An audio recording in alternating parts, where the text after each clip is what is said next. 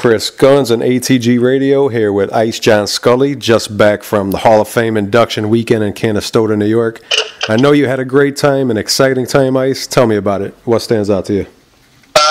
Man, induction weekend is always spectacular. I'll go every year as long as my schedule permits. It was there. It was actually it was cool for me this year because I convinced Milt McCrory, who in the 80s was WBC welterweight champion, and I was telling him about it a few months ago. We were actually at an event in Mexico that was similar to the Hall of Fame, and I was like, man, if you think this is good, you should go to the Hall of Fame. So every few weeks I'd call him and tell him, and so he showed up, and I'm sure he'll be there next year. Like he was just living it up. But if people have never been there, I mean, it's really a unique. It's a dream. It's a dream situation for a boxing fan.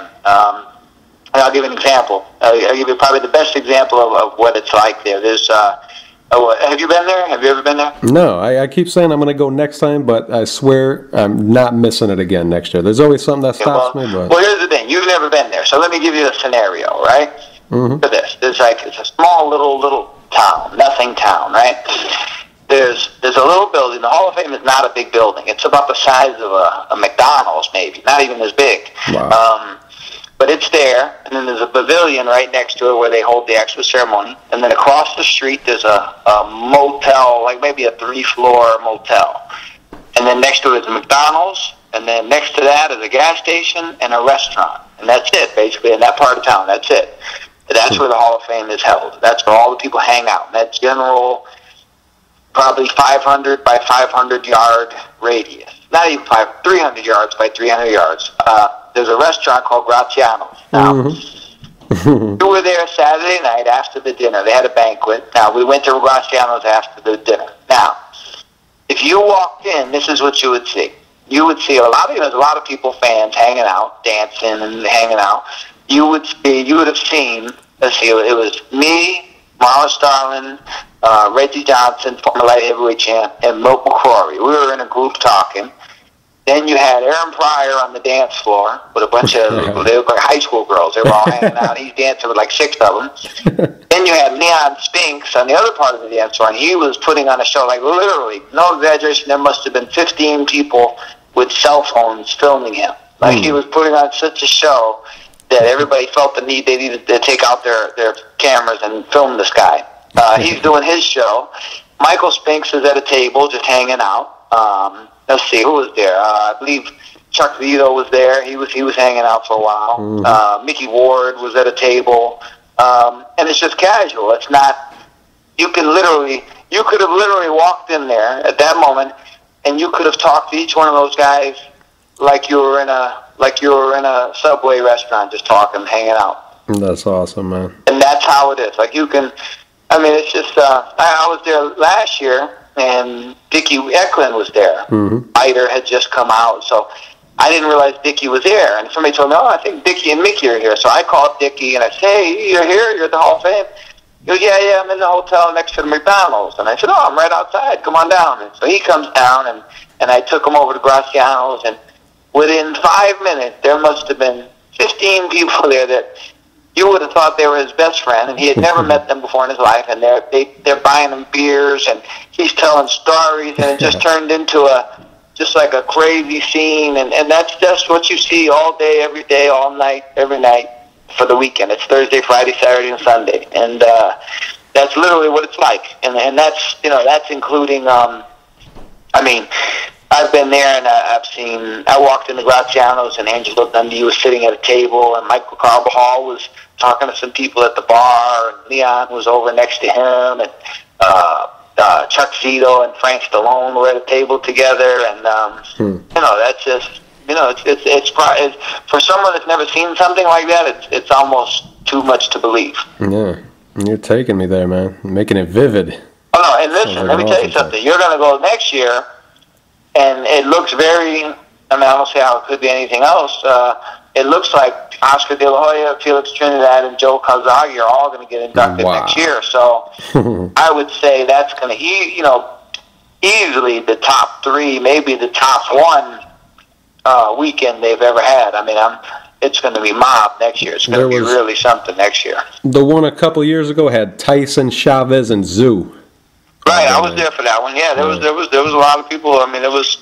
But I think Trinidad. Oh yeah. La Jolla. I mean, they just, especially with the Puerto Rican fans for Trinidad, I think they bring a different kind of passion. You know. Absolutely. Yeah. You know, I mean, I think Trinidad. I think there's going to be a parade. It's going to be like the Puerto Rican Day parade. Yeah. It's going to be really crazy. And you know, like I said, you get a lot of fighters that just want to hang out.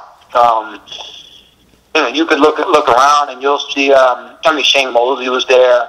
You know, you had Virgil Hill got inducted. He gave a great speech. Yeah. That I actually videotaped with my cell phone. I'm actually in the process of putting it on YouTube. And even he was talking. And he said something that I always thought. He was at one part of his speech. He said, you know, for me it's really good because I'm up here and, you know, Julian Jackson is here. And he goes, you know, a lot of you might think that just because when we win a world championship that we all know each other. He goes, we don't. He goes, I never met Julian Jackson in my life. So, and then he said, Mickey Ward is here. And he goes, you know, I saw that movie.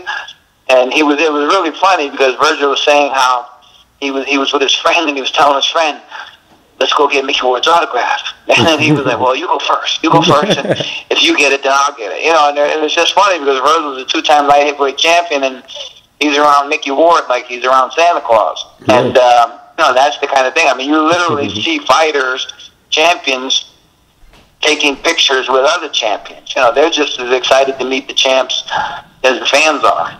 Yeah. Yeah. It's incredible, man. Some of the other honorees were Jimmy Lennon Jr., always a classy announcer. Always does a great job, and son of the original ring announcer. Well, let me tell you what Jimmy did. It was really cool, man. It was touching. You know, because they inducted Arturo Gatti, who's no longer with us, and Jimmy introduced Arturo Gatti like he was introducing him for a fight. Wow. So he did the whole thing, you know, just like he does on Showtime, and you know, that was pretty intense. It really was, and he actually, and Jake LaMotta was there. Jake LaMotta's like 92. He was there, and he got up and he gave a speech, and he, you know, it was just like you're looking at this guy and you're going, is this really him? Like, is this Raging Bull? Is this the guy from the movie? It's just, you know, it was surreal seeing him, and no, the guy beat Sugar Ray Robinson. Yeah. He is. So yeah, it was that kind of weekend for sure. Yeah, wow. Another one of the nominees was referee Mills Lane. At least in the pictures, Mills looked great. Let me ask you guys, what do you remember most about Mills Lane in his career? I'm sure it's the bite fight. Am I right? Right. Well, I remember, but the thing about him is just I remember when I remember him before Let's Get It On became popular. Mm-hmm. So I just knew him as like a regular ref, like, oh, it's Mills Lane, and then next thing you know, his kind of like with Michael Buffer with Let's Get Ready to Rumble, the whole Let's Get It On thing kind of took off and brought him to another level, and so it was good seeing him there just because I didn't realize. I think he stopped wrestling in, I believe it was 98. Which is amazing. I thought it was like 2 years ago. I mean, the time is flying so fast. Yeah. I didn't realize he'd been out of the game that long. So it was it was interesting to see him there. Yeah. How is he? I know he suffered a stroke. How's his health? He was a little tired. He was he actually missed the banquet on Saturday because they wanted him to get enough rest so that he could, you know, be spry enough for the induction ceremony. Yeah. Well, so, you know, he's a little bit tired and everything, but he was there. I mean, he was definitely there Sunday. And his sons, he has two sons, and they handle a promotional company in Reno where they all live, and they really good guys. And they they spoke for him and everything. It was good. Yeah. And you touched on Arturo Gatti. I know nobody saw an Arturo Gatti fight where they didn't go away thinking, wow, you know, the guy stirred emotion in just about anybody who watched his fights. But what do you think about his being inducted? It's kind of a controversial thing. Some people think he doesn't belong. What do you think? No, it's controversial, and I understand that. But I actually wrote a story for Boxing News, the big English magazine. And I wrote a story on why he should have been inducted. And if you look at his record, I think most people, they think of, just the tough fights and the losses to De La Hoya, yes, and things like that. And you have to realize that this guy was a 2-time world champion. Yeah. He beat a good champion in Tracy Harris Patterson twice, and he beat Tracy by boxing. People don't realize that. His fights with Tracy Harrison were, to me, excellent, above average boxing displays. The boxing ability he showed in those fights was above average. He showed if anyone thinks that Arturo Gatti didn't have boxing skill, they can watch the both fights with Tracy Harris Patterson, who was also a good champion and who was also there this weekend. And they'll see. I mean, Arturo could box when he wanted to, and he did it with Mickey Ward in the third fight. So he had more skill than he's given credit for. He was Fighter of the Year, I believe, twice. He had Fight of the Year, I think, 3 years in a row. He's legendary. I understand when people, they associate the Hall of Fame with the classic boxers and the Sugar Ray Robinsons and the Alis and the Leonards, but this guy, he beat. I believe it was. I researched it. I believe it was 7 world champions that he beat. There's a lot of guys. There's a lot of guys that are considered better fighters than Arturo that didn't beat 7 world champions. Exactly. That's what I say too, man. He got a great resume, Right. And what did they do to honor Arturo? He obviously couldn't be there to accept showed a highlight film on a big screen, and the ceremony's held outdoors, so it's it's in a pavilion, it's under the pavilion, and they showed had these big TV screens on each end of the arena. They showed highlights of him, some of his incredible come from behind knockout wins, and it was good. And they gave that his manager. And man, his name escapes me right now. But he gave he told stories about Arturo and just insightful stuff and about what type of kid he was, and it was touching. I mean, it was it's funny. It sucks that he passed away, but the fact that he passed away added something to this in terms of the feeling for him. Yeah. He's such a young guy, and of course we wish he was there. It was touching. It was pretty powerful. Did Mickey Ward speak for him? Oh yeah. Mickey got up. And, Mickey's a humble guy. Mickey's not like a comfortable public speaker, but he in his own way, he gave a very good speech. And one thing about Mickey, he can't help but be genuine. Like Mickey's not a Hollywood guy. He could never get up there and give a false speech. It's just not in him. So he gave a speech. Just talking about what kind of guy Arturo was, and he was saying how after their third fight, how they became such good friends. And actually, they did show, the one thing they showed on the big screen, and it was, as a boxer myself and understanding it, I'm admittedly an unemotional person. I'm not very emotional about anything, to be honest with you. But and it's funny because I'm such a boxing person that I got emotional because they showed, and when this happened live, I thought it was one of the greatest things I've ever seen. Is before the 10th round started, before the third fight between Arturo and Mickey, before the 10th round started, and they came to the center of the ring to touch gloves, and they hugged each other, and it was so crazy. And they showed that on the screen, and I just thought that was mind blowing. Just the way these two guys were in the midst of, everybody hugged after the fight. Yeah. But these guys hugged before the 10th round, knowing that they're both going out there to win that last round in devastating fashion, and they hugged each other, and I thought that was something crazy. I remember that too. They hugged and went right back to war. And they went, no, that's the beauty of it. They hugged, and literally 4 seconds later, it was just bombs away, and that's just, that was, I can't even find the words to describe that. That was cool. Yeah, I kind of wish that Mickey would be inducted too. Hope he is one day, just for the series alone. Right. Of course, there's also the great champion from South Korea, Myung-Woo Ya, and we don't know much about him here because he fought in such a lightweight class and didn't fight outside his country. They showed a highlight film of him, and he was a little wrecking machine.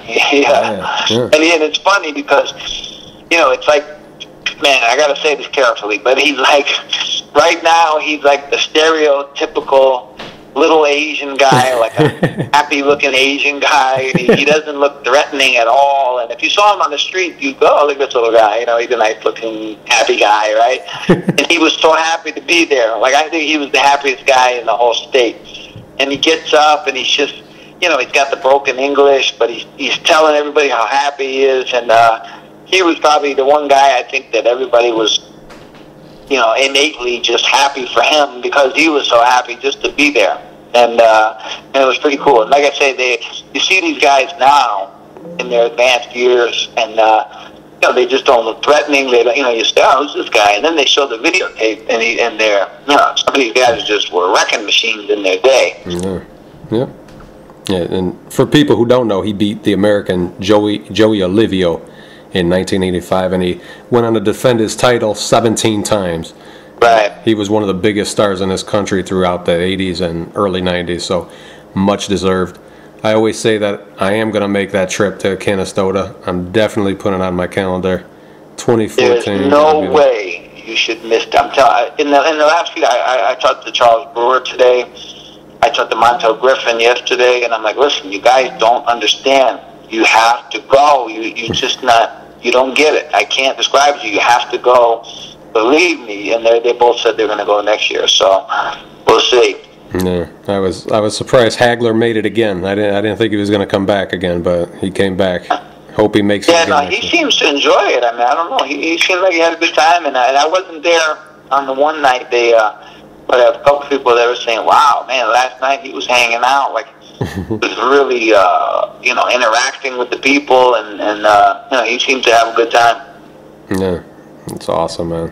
And a lot of people go there. One of my favorite actresses of all time. Her voice is original. If you weren't in front of your I mean, she was just. I remember her from Do the Right Thing in Boxing Gloves. You met Rosie Perez, and she was one of my biggest crushes since I was a kid. And tell me what meeting Rosie Perez is like. I know she's involved in boxing now. They always talk about what she's tweeting on Showtime. Tell me what it's like, Rosie Perez. Well, the thing is, I didn't really. Here's the story. I fought on the Holyfield Bowl undercard back in 1992, and she was there. I remember her being there, but I just assumed because there was a lot of stars there. I mean, who was there? Magic Johnson was there. Kareem was there. Jack Nicholson was there. Wow. I just thought she was there just to be seen. But then, you know, a few years later, somebody said, "Oh yeah, she's a big boxing fan," or whatever. And then I noticed on Twitter, like, she's going round by round talking about fights, and she gave the round to this guy and the game, you know. And so I'm like, "Wow, this girl, she knows her boxing." And so then they had her as the, you know, the Grand Marshal. And so that night of the banquet, she gave a speech, and she's legit. Like, she actually teared up while she was talking, and she said, "You know, you guys, you don't understand what it's like for me. I'm sitting up here with these champions, and I grew up." I think she must have watched it with her father. They used to watch boxing together, or something like that. And she got teared up just talking about how she's so honored to be up there with these champions. And I remember she was sitting next to Tracy Harris Patterson, and you know, she was just talking to him all night. And so she was legit. Like, she's not just a figurehead. Like, she's a big boxer. She knows her stuff.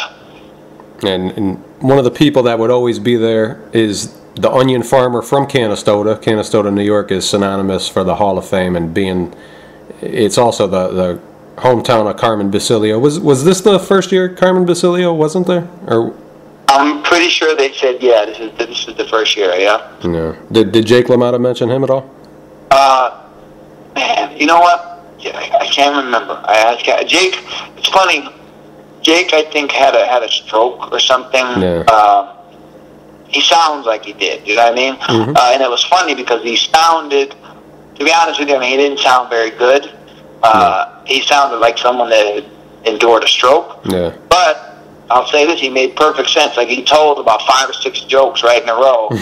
And, you know, they were good jokes. Like, he had everybody laughing. And he said, which he said before, but he said, you know, I fought Sugar Ray Robinson so many times, you know, it's a surprise I didn't get diabetes.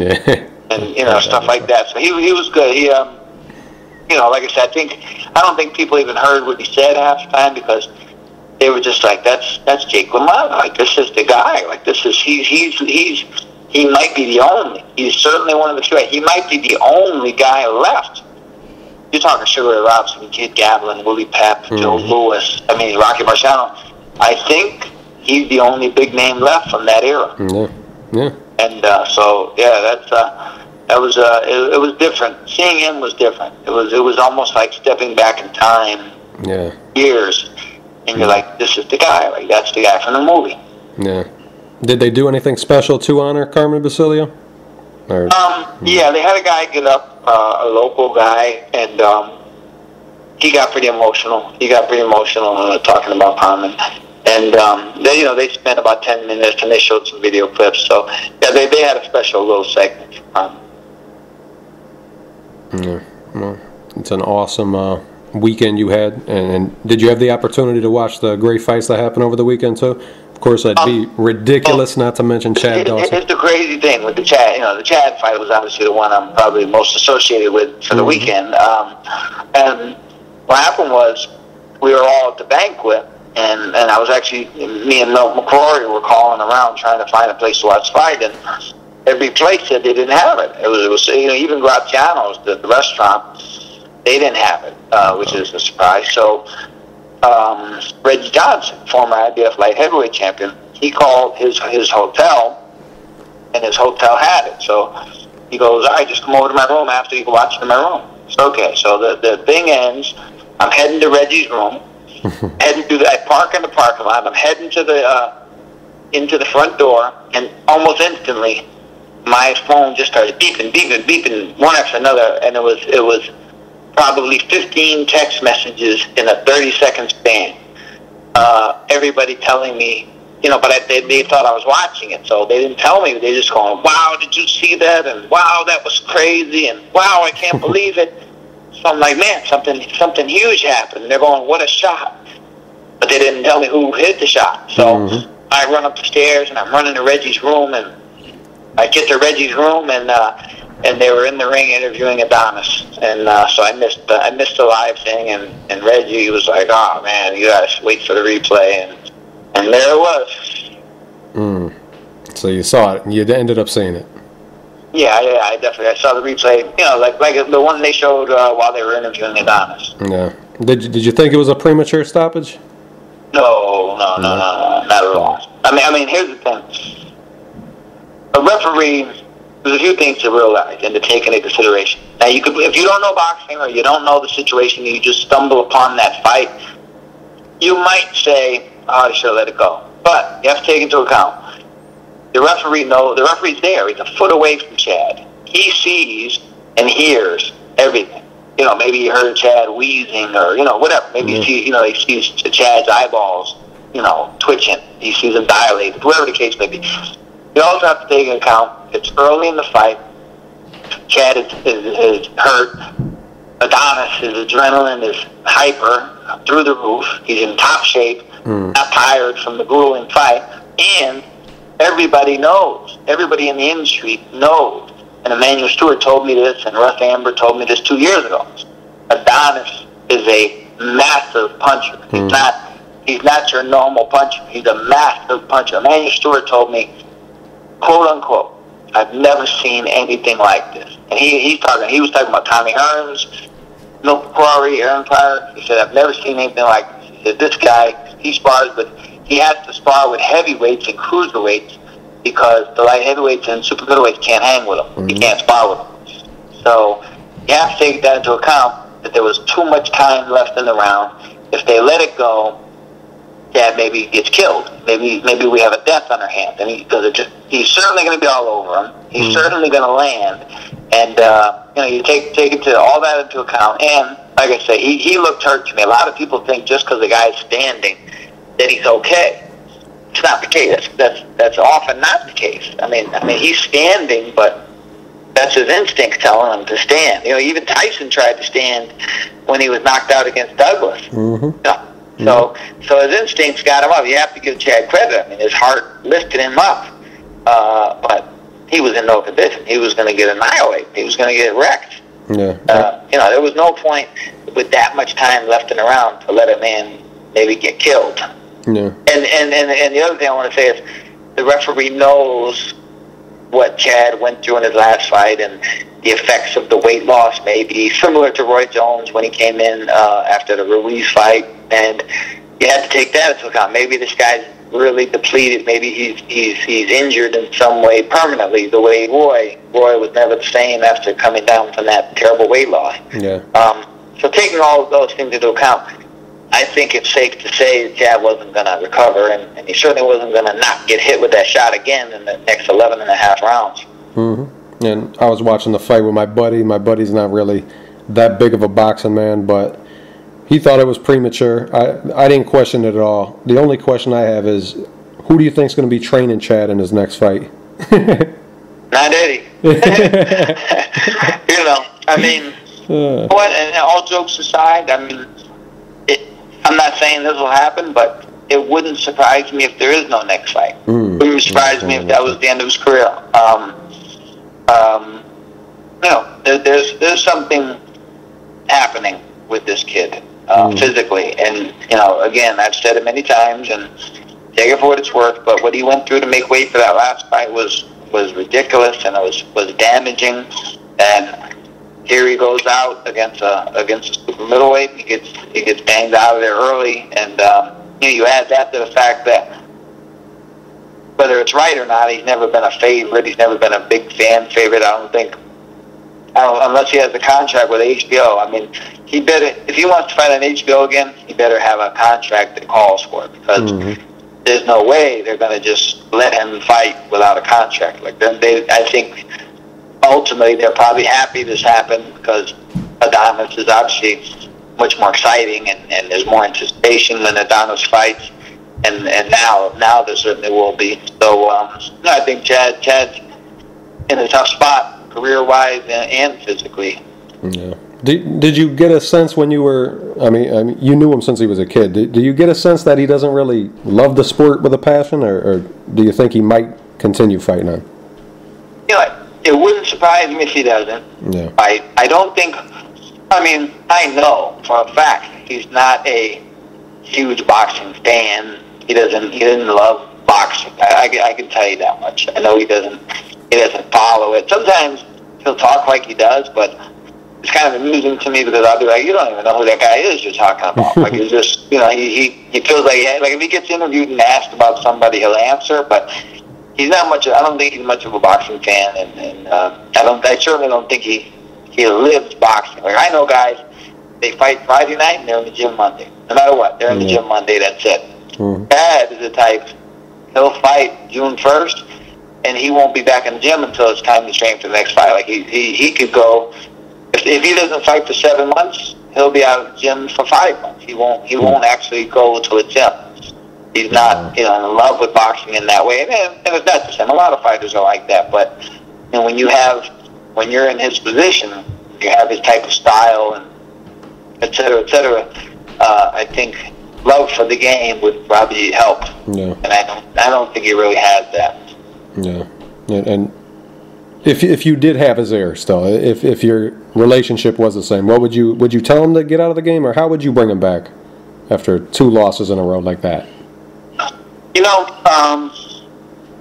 It's a tough spot. It really is, because a fighter a lot of times won't tell you the truth. Like, I'll give you an example. You could ask any fighter on earth, as a reporter, as a boxing media member, you introduce any one of the however many fighters there are in the world, 10,000, whatever it is, interview any one of them 2 weeks before the fight and say, how do you feel? You're going to get 10,000, I feel great. That's what they're going to say. A fighter doesn't tell you what he really feels. And Chad, and like any fighter, he's not going to tell you he doesn't love boxing. He's not going to tell you he doesn't want to fight anymore. He's going to want to fight because he's good at it, because that's how he makes money, and that's how he pays his mortgage. And you've got to, a lot of fighters feel like they need to do that. Now, I'll tell you how I am. I had a fighter recently ask me about taking this fight with a former champion, and they need the money, and this fighter, a good fighter, and I said, listen, You can do whatever you want, but you're asking my advice, and I'm going to tell you this much. The misery and the disappointment and the anger that you're going to incur losing this fight because you're not ready for it is going to last 30 years longer than the money that you're going to make for the fight. Mm-hmm. And you're going to regret it. It's not worth it. Don't take the fight. Don't fight. If you're not 100%, don't fight. And the kid, he promised me he wasn't going to take the fight. So I hope so. But you get a guy like Chad now, there's a lot of people that count on him to fight. And he has promoters and management, et cetera, et cetera. He may feel like he has to fight. So I don't know. But the way, the position he's in right now, he certainly would need a rest and maybe an overhaul. And if I was to be perfectly honest with him, I would say this is just ridiculous. You blaming other people and never accepting responsibility for anything that's ever happened to you, anything ever. Mm-hmm. And the jig is up. I mean, that's cool when you're the champion and you're winning, and people say, "Oh, who are you to tell me I'm the champion?" Well, look, you're in a different boat now. You've been stopped twice, brutally both times in different fashion, and you have to re-examine your whole life. And if you're not going to be able to do what you need to do as a man and as a fighter, and I mean, it's funny, but the two guys you fought, Andre Ward and Bernard Hopkins, I would say, look at these two. You beat one of them, but he came back, and now he's the champ, and you're not. And the other guy was a super talent in the game right now. I mean, these guys live, breathe, eat, sleep boxing. That's their life. They're back in the gym. They fight Monday. Maybe they take a few days off. They're back in the gym. They're always in the gym. They're always perfecting their craft, and that's why they are who they are and why they are where they are. Chad's gotten a long ways on skill and also natural ability and reflexes, but the other thing is, I think in the minds of a lot of people, Chad is a young guy. He's almost like a new pro, in a sense. But the fact is, he's been a pro, I believe, 12 years now. Yeah. I mean, that's a long pro career. That's 5 years longer than the average pro career. If you think about it, he's been a pro a while, and he's not a young guy anymore. And it's I think he, for the first time in his life and his career, he really honestly needs to take a hard look at himself, and he needs the right people around him to look with him. You know what I mean? To give their view. And there's certain people involved who you should never take the view of somebody who makes money off of you if you keep fighting. Don't take their opinion, because it's clouded most of the time. Yeah. No. Hopefully he hears this and takes your advice. I think he's best served hanging him up, to be honest with you. Two knockouts in a row like that, hard to come back. And that's just that. Like, for him in particular, I think it's not like there's a million fans clamoring from like Gaddy. If that happened to Gaddy, they'd be like, "Come on, Terry, you can do it, man. You can do it." And you'd believe he could do it. Come back from this. Some guys, I mean, it's not Chad's fault necessarily, but I know this. He's not in love with boxing. I love boxing. I mean, that's just my thing. I'm 45. I'm still in it, and I feel like I'm just getting started. When Chad's 45, I don't think he's going to even watch fights on TV. That's just my gut feeling from knowing him. So, and part of boxing is being, in love with it. That's a big part of it, really. Yeah. You have to be in love with it. You have to love being a fighter. Like when you were 12 and you were acting like you were Sugar Ray Leonard in the Junior Olympics. You were in your fights, but you weren't you. You were Sugar Ray Leonard. You were trying to beat Tommy Hearns. But instead of that, you got a trophy because you beat another 12-year-old. You know what I mean? But you have to maintain, in any sport, baseball, football, basketball, you need to maintain that youthful love for the game. Yeah. A lot of guys don't. They don't, and you can see they're just tired, and they're doing it for the money, and they're doing it because it's what they do. And I like to see a guy, and he's 35 years old, and he's got the mentality of a 19-year-old, and he's still excited about it. And I think there's something to be said for that. Yeah, and a guy who loves boxing fought on Saturday night, and he got injured, lost his fight. Did you have a chance to see the Angulo Lara fight? No, I didn't see any of the fights. The only thing I saw was just the replay of Chad's fight. That was it. Nasty hematoma over Angulo's head. I'm sure you heard about it. Kind of looked like rock. Yeah, I actually saw a picture of it on Fight News. Yeah, nasty, huh? I didn't even realize that was him. I didn't realize that was him. So, now that you mentioned it, I saw the picture. Did you ever get a hematoma like that, Ace? Oh, yeah. Have you? Tim Rockman against Holyfield was worse than that. No, did you ever personally get one? Oh, me? Oh, no. I've never even seen that in person before. No. The only time I've ever seen it was, I think Carmen Basilio had a couple. And then you had, like I say, Rockman against Holyfield was pretty bad. Rockman against Holyfield was literally like the Elephant Man. I don't know if you remember that. It was like the movie. Yep. It was literally like he had a second head. Yeah, it was crazy. And I'm not going to ask you about Marcos Maidana, Josecito Lopez. That was a great fight, great performance by Marcos Maidana. But looking ahead to next weekend, we have Mikey Garcia. He's taking on Juan Manuel Lopez. What do you think about that fight? Juan Manuel's kind of in the same boat Chad's in now. I think it's certain fights. I just put it like this: it's more Mikey's time than it is Lopez's time. Yeah. And that's just if I was to bet, I would bet based on that. It's just his time, and he's mentally, he knows that, and he's on that. They're on different paths, probably going in different directions. So I guess, needless to say, you're expecting Mikey Garcia to win that fight impressively. Yeah. All right, Ice. I appreciate your time, my man. I know you had a busy weekend, and I know you want to spend time with the family. Appreciate your time, and God bless, my man. Anytime. Thank you very much.